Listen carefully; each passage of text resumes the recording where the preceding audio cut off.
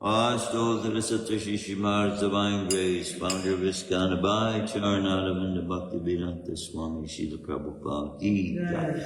Grantaraj Shrimadbhagavatam Ki Jai. Their most merciful Lordship Shri Shri Radhakunja Bihari Ki Jai. Shri Jagannath Shri Baladeva Subhadra Ki Jai. Shri Nataji Shri Balagopal Ki Jai. Shri Shri Gaunitai Ki Jai. Nitai Go Prema. All glories to the assembled devotees.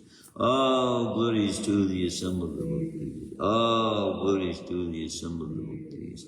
All glories to the Lotus feet of Shri Guru Jivoranga. Om Namo Bhagavate Vasudevaya. Om Namo Bhagavate Vasudevaya. Om Namo Bhagavate Vasudevaya. Om Namo Bhagavate Vasudevaya. Om Namo Bhagavate Vasudevaya. Om Namo Bhagavate Vasudevaya. Narayanam Namaskritya Narayanam Namaskritya. Naram Chaiva Narottamam Naram Chaiva Narottamam. Devam Saraswatim Vyasam Devim Saraswatim Vyasam. Tato Jayamudiraya Tato Jayamudiraya. Nasta Prayashu Bhadreshu Nashtaprayashu Bhadreshu. Nityam Bhagavata Sevaya Nityam Bhagavata Sevaya. Bhagavati Uttama Shloke Bhagavati Uttama Shloke. Bhaktir Bhagavati Naistaki. Bhaktir Bhagavati Naistaki. Reading from Shrimadbhagavatam, Canto 1, Chapter 9, Text 15. Yatra Yatra Dharma Dharma Suto Suto Raja Raja. Yatra Dharma Suto Raja Yatra Dharma Suto Raja. Gada Tada Panir Manir Rikodara Rukodara. Gada Panir Rikodara. Tada Panir Rukodara. It's 9, Canto 1, Chapter 9, Text 15. Right, you got it. Krishna Krishna Stri Stri Gandivam Gandivam Chapam Sapam. Krishna Stri Gandivam Chapam Krishna Stri Gandivam Sapam. Surit Surat Krishnas Krishna Tato Tato Vipat Vipat. Surit Krishnas Tato Vipat Surat Krishna Tato Vipat. Yatra Dharma Sato Raja Yatra Dharma Suto Raja. Garapanir Vikodara Padapanir Rukodara. Krishna Stri Gandivam Chapam Krishna Stri Gandivam Chapam. Surit Krishnas Tato Vipat Surat Krishna Tato Vipat. Yatra Dharma Sato Raja Yatra Dharma Suto Raja. Garapanir Vikodara Padapanir Rukodara. Krishna Sri Gandivam Chapam Krishna Stri Gandivam Chapam. Surit Krishnas Tato Vipat. Surat Krishna Tato Vipat. Please chant. Yatra Dharma Suto Raja. Yatra Dharma Sato Raja Padapanir Rukodara. Gadapanir Vikodara Krishna Stri Gandivam Chapam. Krishna Sri Gandivam Chapam Sudrit Krishna Sato Vipat. Virit Krishnas Tato Vipat Yatra Dharma Suto Raja Yatra Dharma Sato Raja Kadapanir Vikodara Gadapanir Vikodara Krishna Stri Gandivam Chapam Krishna Sri Gandivam Chapam Surit Krishna Tato Vipat Surit Krishnas Tato Vipat Yatra Dharma Sato Raja Gadapanir Vikodara Krishna Sri Gandivam Chapam Surit Krishnas Tato Vipat Yatra where there is Dharma Sutta Dharma Sutta. the son of Dharmaraj Son of Dharmaraj. Raja Raja. the king The king. Gadapani Gadapani. with his mighty club in hand With his mighty club in hand. Vrikadar Vrikodara. Bhima Bhim. Krishna Arjuna Krishna Arjuna. oh sorry that form of Krishna normally is a long A. I'm used to when it refers to Arjuna. So the translation of Krishna is Arjuna. Right.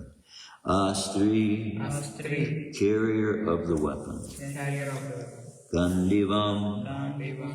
Gandiva, Gandiva, Chapam, Shapam, Bo, Shurit, Surit, Well-Wisher, Well-Wisher, Krishna, Krishna, Lord Krishna, Lord Krishna, the personality of Godhead. the personality of Godhead. Tata, Tata, thereof, thereof, Vipat, Vipat, reverse. verse.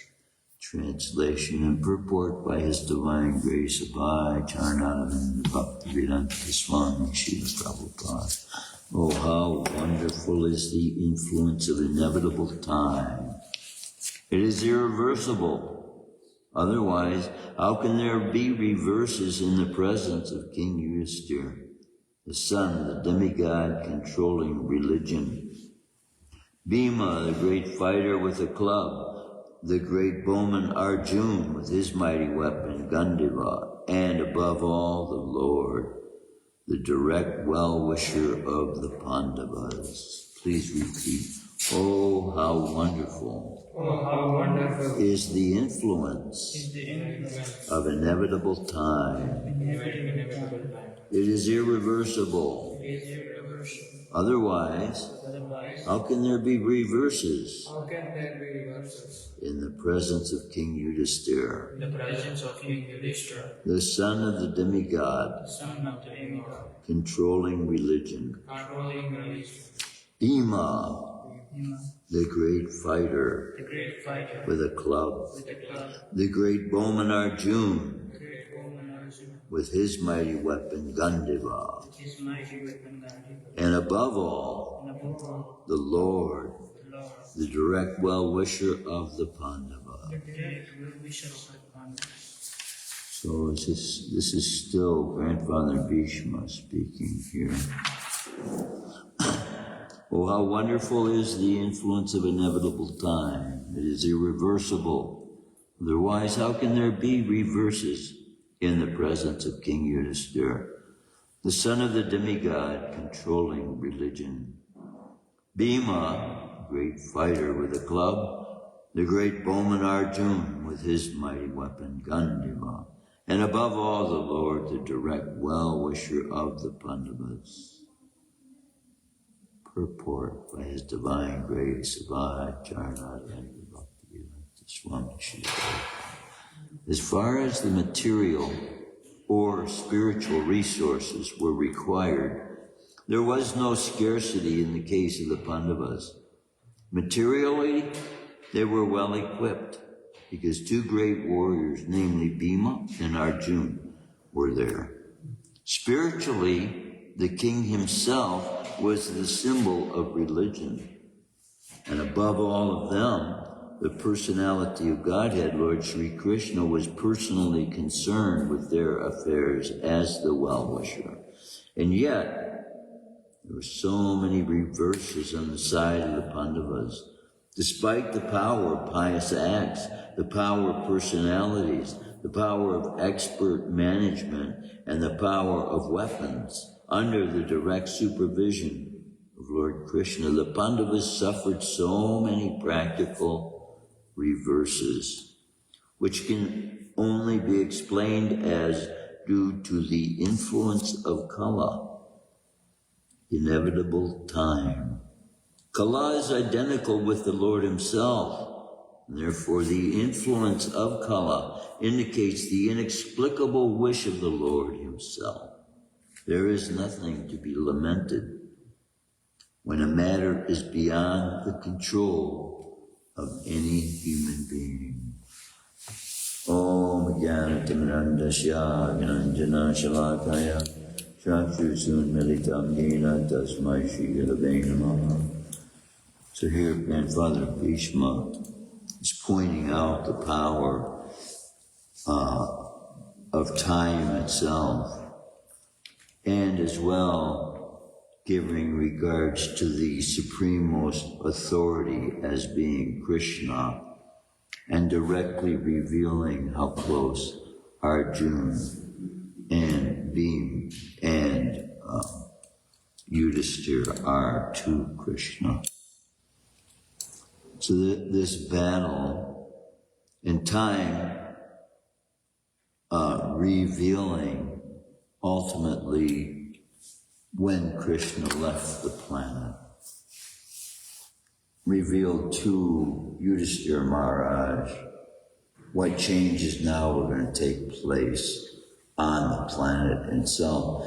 And, we read over that and we think of those omens as presently having happened at that moment that Yudhishthira were seeing these events as omens for the coming disasters of the future, because Krishna had left the planet, who was in effect protecting the entirety of the planet by his having brought down all the tyrants that were at that time ruling, and that this whole war was because of the need for the earth to be governed by a qualified ruler. Now still the earth is in a state of turmoil without being governed by proper self-realized emperor.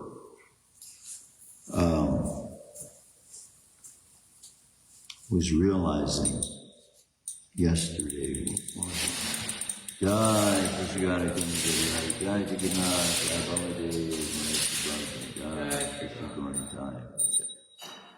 with this idea, I was coming to realization of a few days ago, with us being on death row, seeing that the same way with a criminal does not see the death sentence as mercy. So, in some cases on the planet, without the belief in reincarnation, judges are giving sentences of more than one lifetime. So how in the world is this sentence going to be somehow fulfilled as a punishment if he has only one lifetime to live? But see, in this way, if you do take in karma, the laws of karma require that if you take one life, you will have to give your life 7 times. So then if you are punished on earth by one life, then you only have 6 more to go.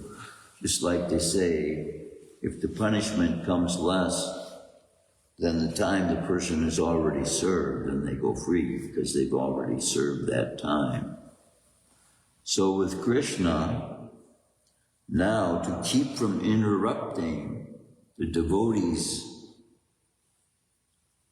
devotional service, which was brought out in that verse I was reading yesterday from 2 days ago rather, from Shri Pradesh Amrita, about how all of these things that we look at as perfections are not in and of themselves qualifications to go back to Godhead with Krishna, but the bhakti, the devotional service, is exalted above all else. It's how we are engaging these bodies into the activities that it's engaging in every day, because this is the consciousness required to enter into that place where total day is spent in the activities of serving Krishna in some way or giving Krishna pleasure in some way. So we can start off with our morning. There was a movie that brought out the effort made by one American frontiersman to give aid to Native American Indians at one time, and then they having the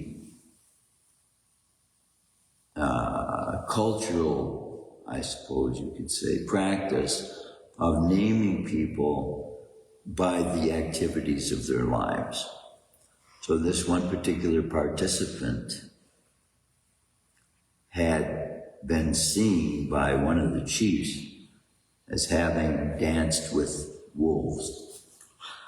So they called him Dancing with Wolves. And he became recognized by that name, by that tribe of people who considered that activity to be extraordinary quality that he had. Now, we do that with Krishna. Krishna has appeared so many different ways, and in every incarnation he is also known because of his acts, because of his deeds that he does. So then he's calling us when they're recognizing a particular person they consider to be heroic, having this ability to dance with wild creatures.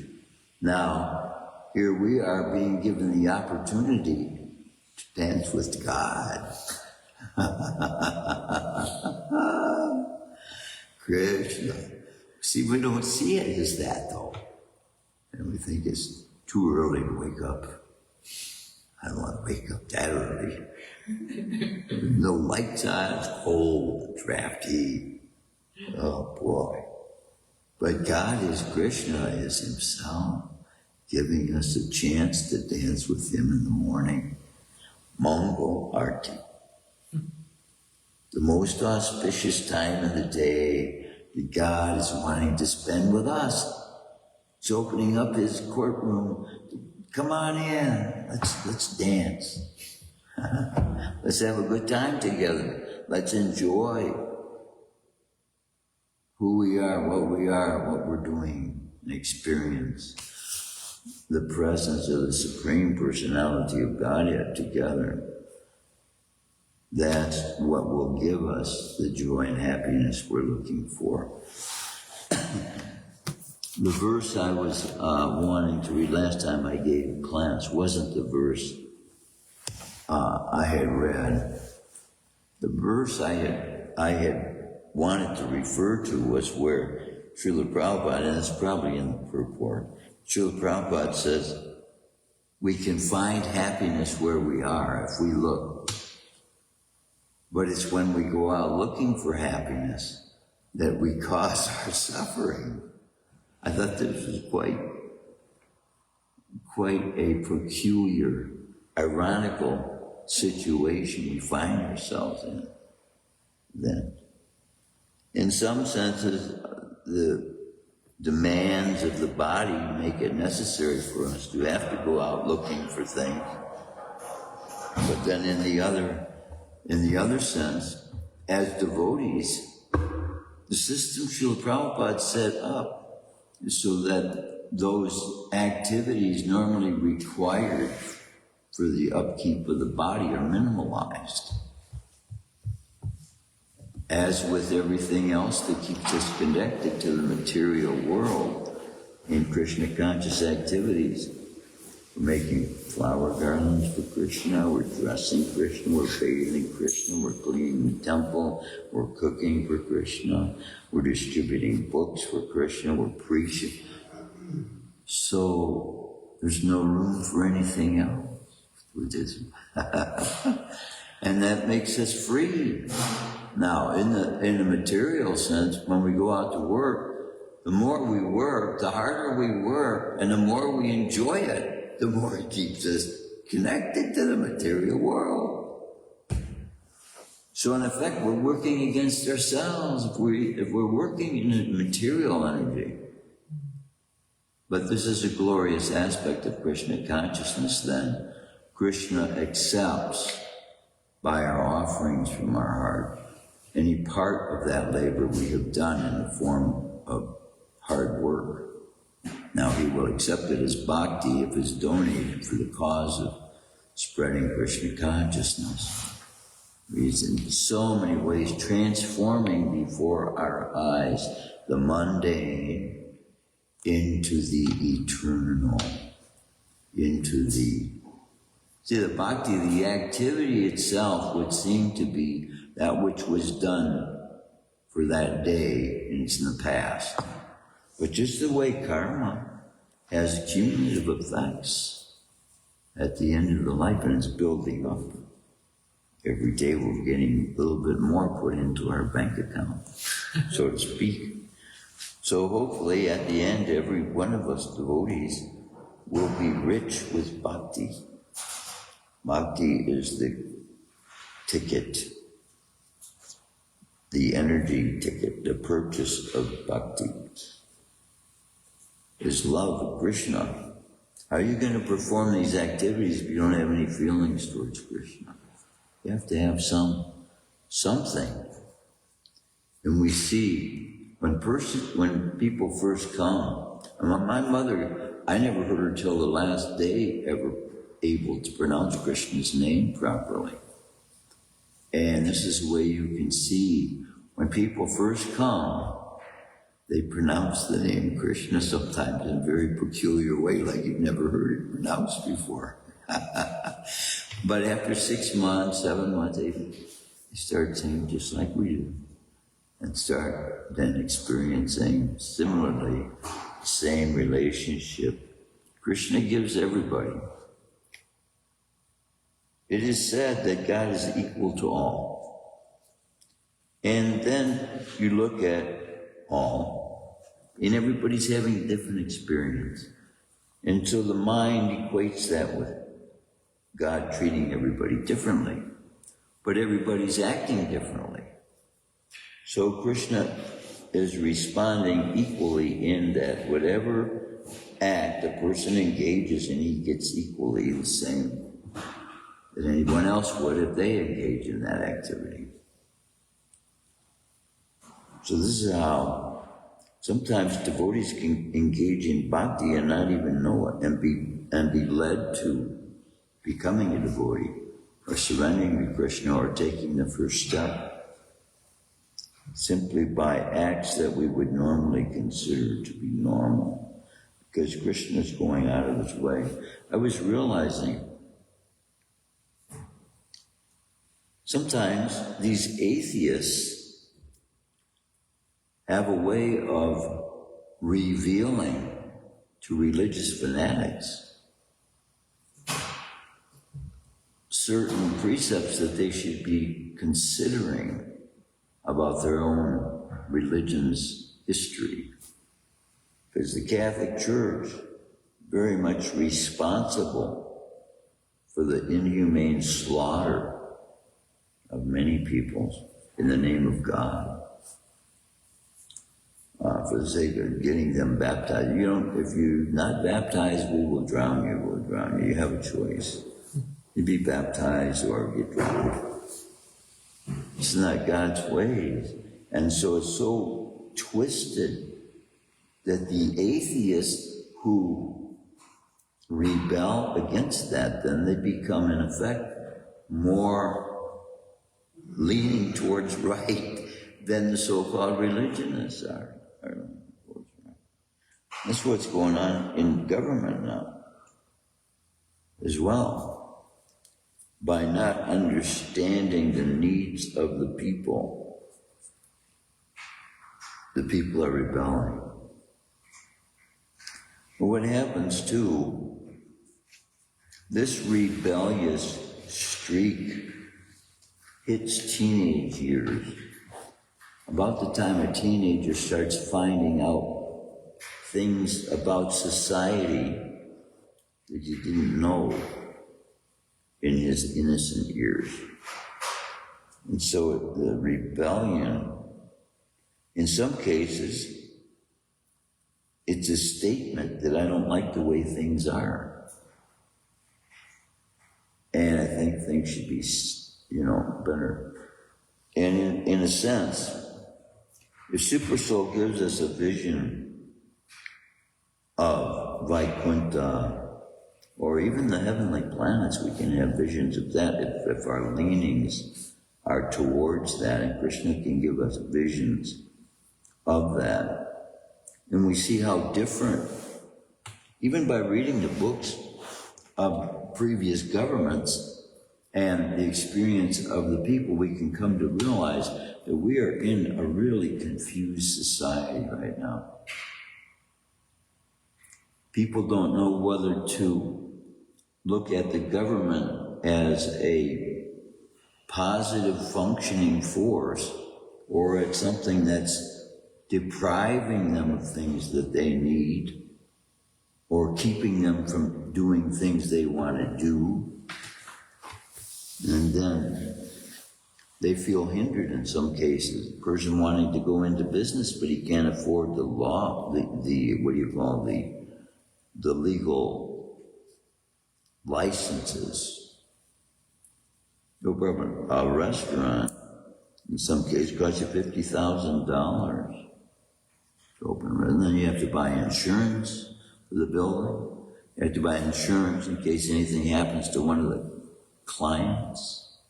You have to buy insurance for yourself. It's so, life is being made complicated by the very system that is supposed to simplify things for, right? It's like when they put up a traffic light, it would seem that traffic light would have the means of governing how human beings will be using the road to keep from bumping into each other. But when you take away the traffic light, the people by their own what is being called common sense. I was analyzing this common sense the other day because it would seem to suggest that everybody has it.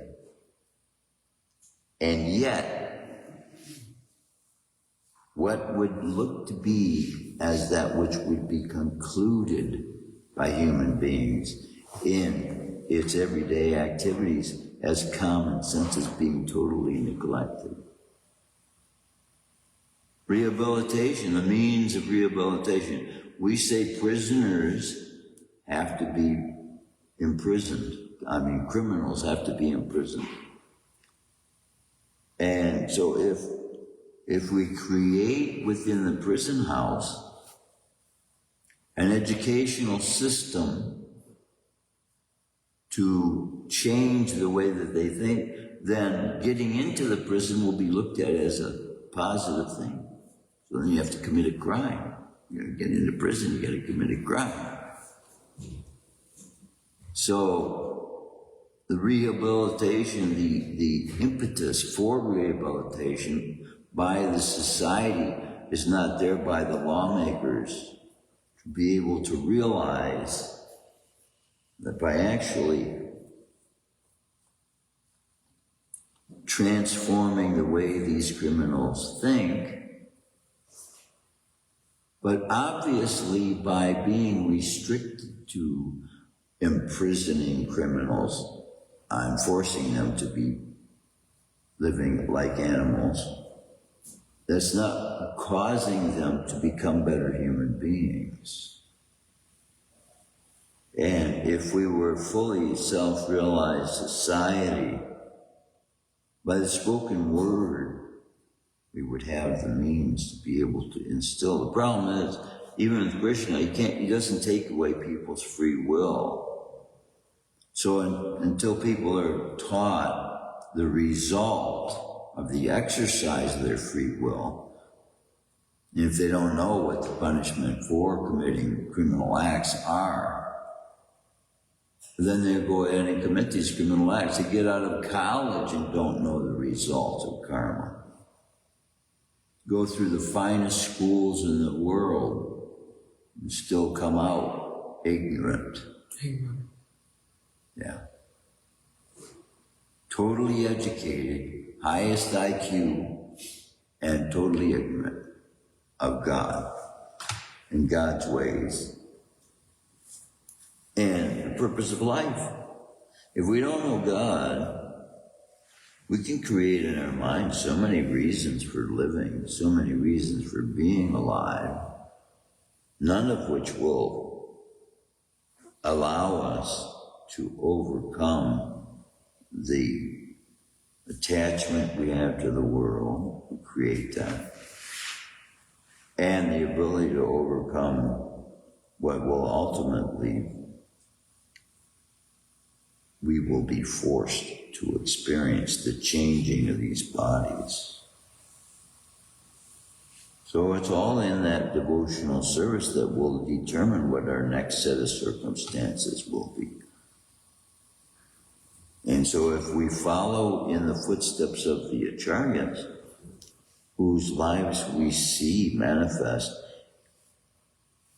as love, in the writings they are giving to humanity to be able to raise humanity's consciousness, we see, even if there is no God, I say this a lot in my presentations because a lot of times people prematurely, because people associate themselves with God, people will automatically turn themselves away from it.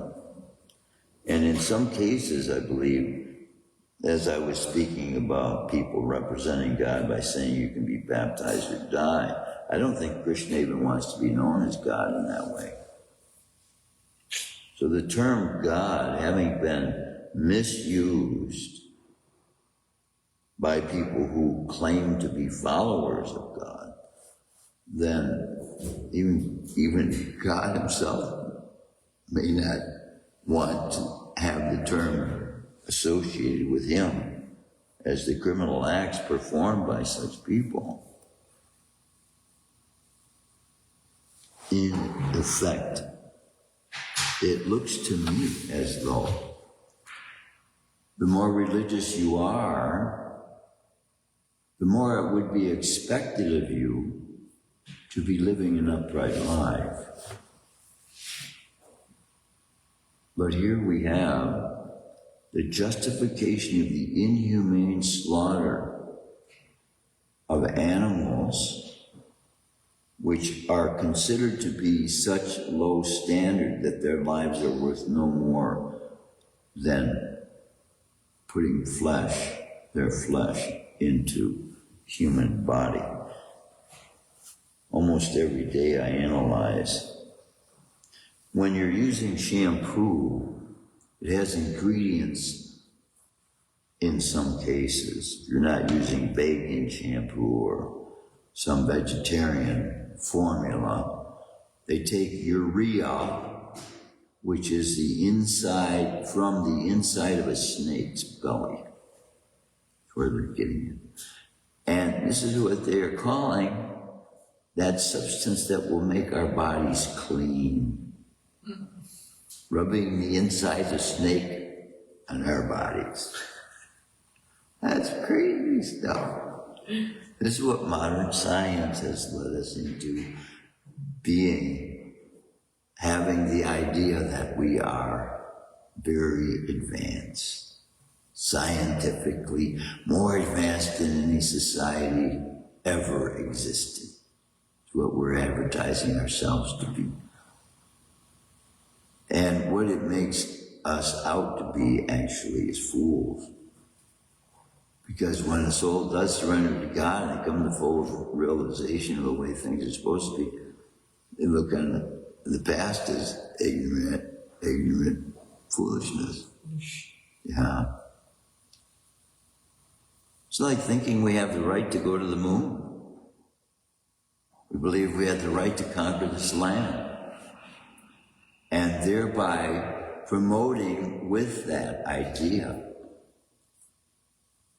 concepts that cause the future generations to be bound by, to continue their existence and to be entangled in the mesh that the material existence is.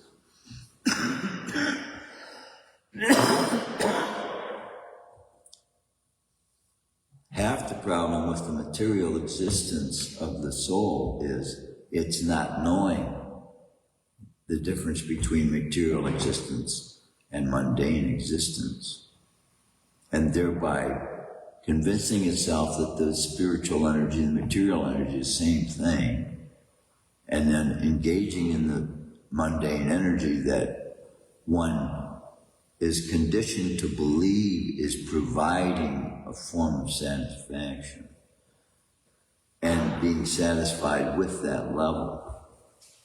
That's where spirituality is supposed to lift the soul from its concept of what happiness is, to bring it into the real substance of bliss.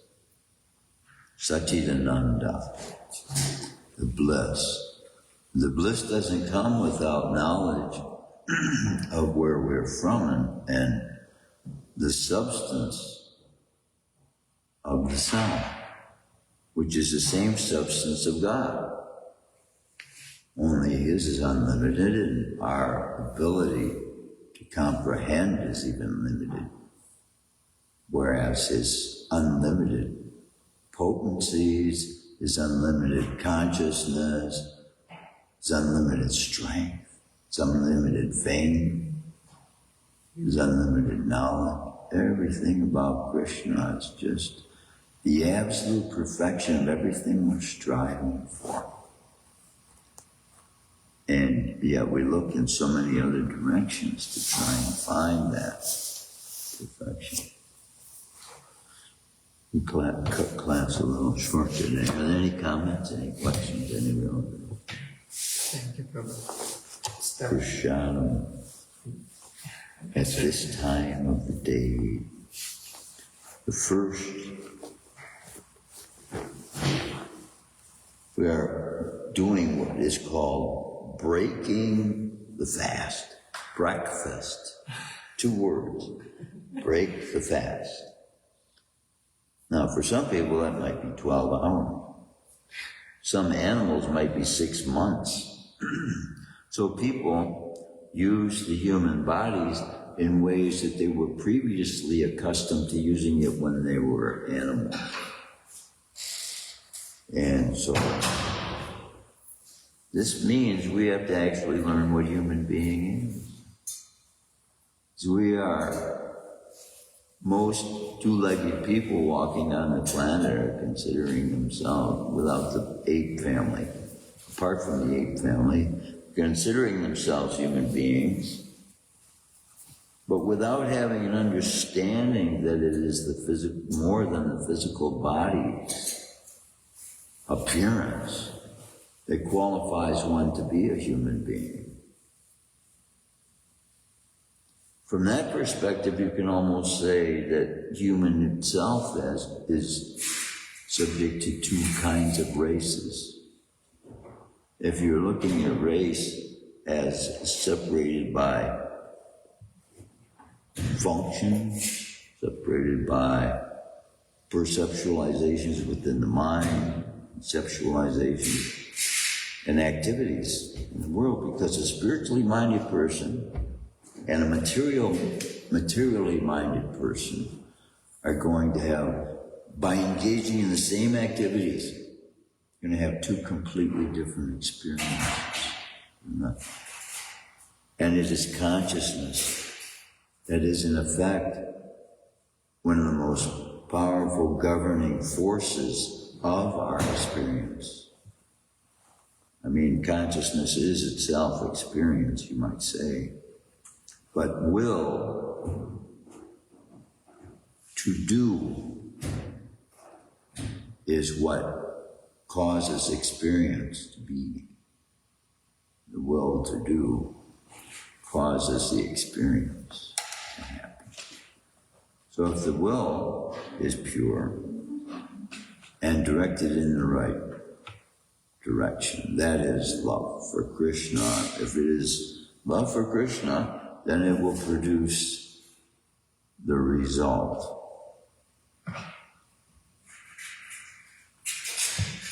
That Krishna says it will produce. Love for the things of this world that give us the same way that our attraction to Krishna would give us attachment to Him, then love for things in this material world give us attachment to it, taking on the same quality as where it came from. So that's why we have to turn our attractions the love of our hearts towards that which will satisfy.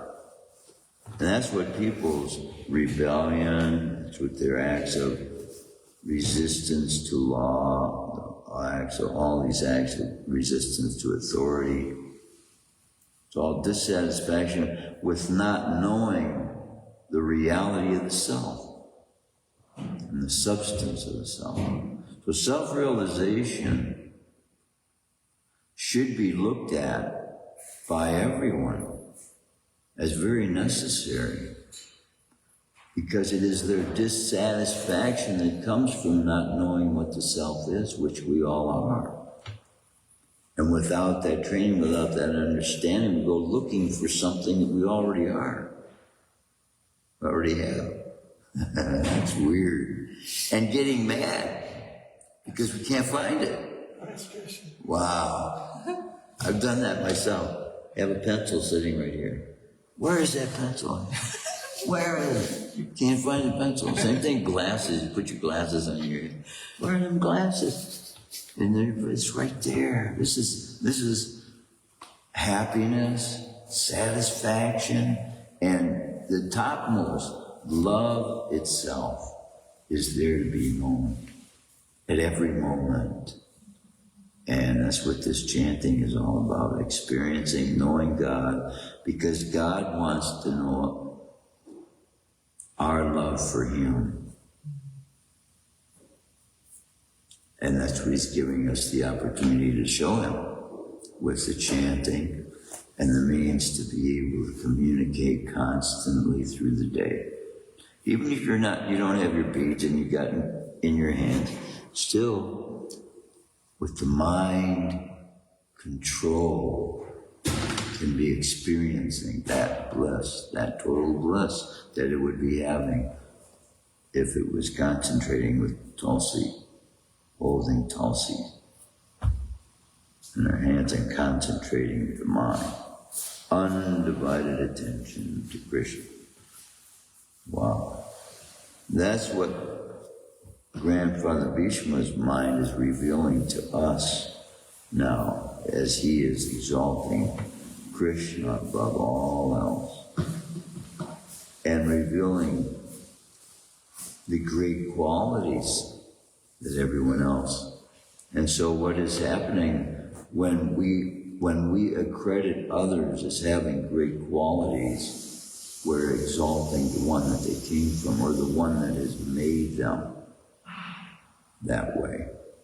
We develop good qualities because we have Krishna as our hero, as the one we look up to. And then automatically those qualities start to manifest. But even animals are manifesting qualities of Krishna. The plant's ability to read minds or to be sensitive to minds. The dog's ability to protect his master under all conditions, whether the master's right or wrong. Thief can have a dog as a friend that will protect him from the police. You can train that dog to kill the thief. But that loyalty is a quality and comes from Krishna. Yeah. And being loyal to Him is the highest standard of loyalty. And being loyal to Him may put us sometimes in circumstances that enables us to be a witness of His glorious power over the material energy. I had a job one time, this was before I knew Krishna, and before I was vegetarian. I worked on a fishing boat, and we were out in the ocean in a storm. And I'm telling you, I saw waves as high as this wall right here, right? And I'm on a boat. It's a 13-ton fishing boat. But when the waves are so high above your head, you can think nothing else but, oh boy, we're going under, This is my last day here. But I was on the front of the boat, and I was hanging on for dear life, and I'm looking up at this power of the storm, and the realization comes to me, this is God's power. And he's your friend, you're his friend, we're friends. The power I'm looking at is that force that I'm also a servant of, that I'm serving. And that thought came to my mind. And then fear disappeared. When you realize the position you are in is by the one who holds all power, then fear leaves. If you're serving him, but fear won't leave if you're not on his side. And you will accredit it to the wind and the rain and the elements, which is Indra, rather than Krishna. And then there's fear. So, this is evidence. If we serve Krishna, then our hearts will be free from fear. You don't have to fear anything.